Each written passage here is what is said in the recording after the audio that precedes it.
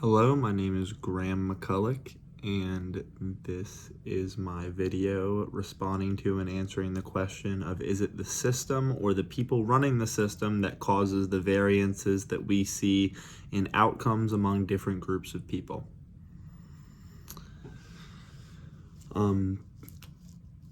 For starters, I think it's important to go over the various systems in which there are absolutely biases, especially racial biases, that can affect the outcomes of people's lives.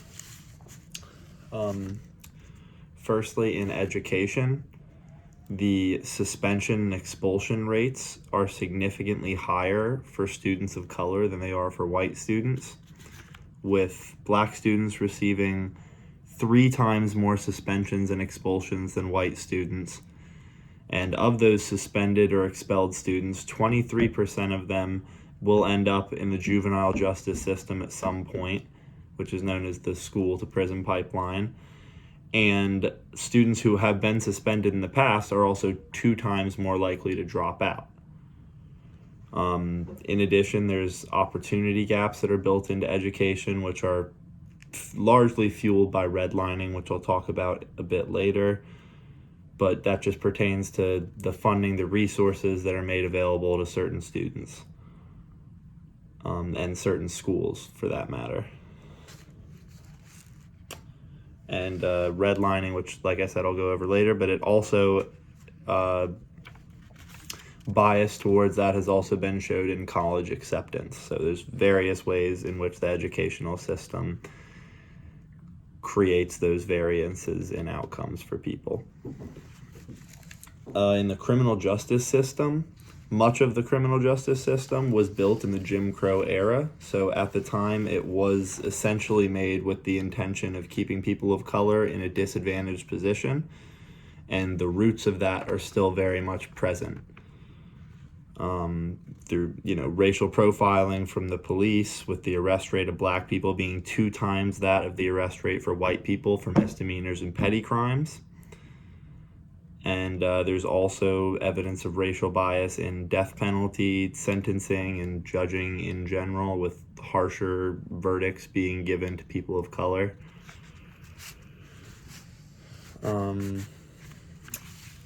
In the real estate system in the U.S., specifically with redlining, which is the dividing of cities into sections based on if they're desirable or undesirable for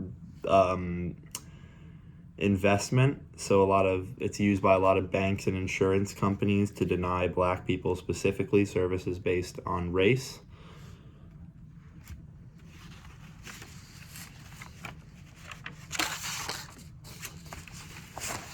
And then in healthcare, access to quality healthcare is largely inequitable due to structural racism that is built into the system of healthcare in the United States.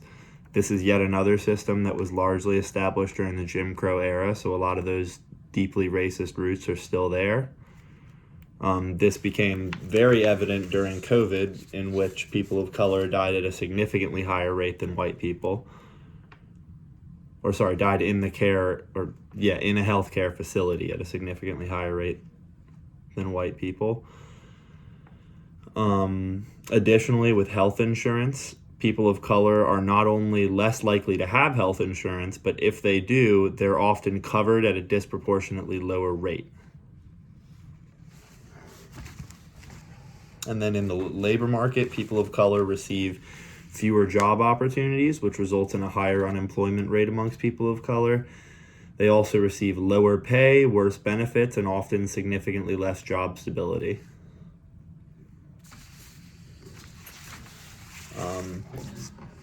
I believe so that all that goes to say that the system is absolutely flawed. Pick a system. Almost any of the major systems within the U.S. that affect the daily lives of all people of color, anyone, are deeply flawed. But it's not fair to say that it is just the systems that are flawed, because these systems were ultimately put in place by people. And there are people running these flawed systems that are aware that they are flawed and are not taking nearly enough action.